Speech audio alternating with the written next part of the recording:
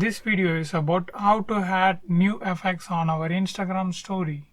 First, open Instagram.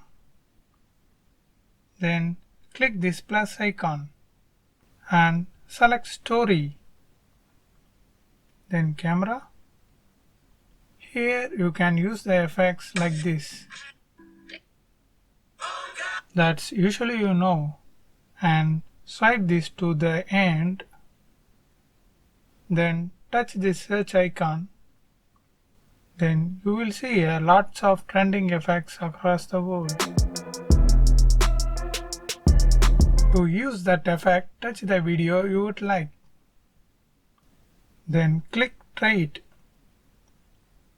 Then the effects will shown on your camera like this. Yeah, you done it. Then what are you waiting for? Start recording your trending Instagram reels. I hope this video helps you. If it really helps me, subscribe and share this video with your friends and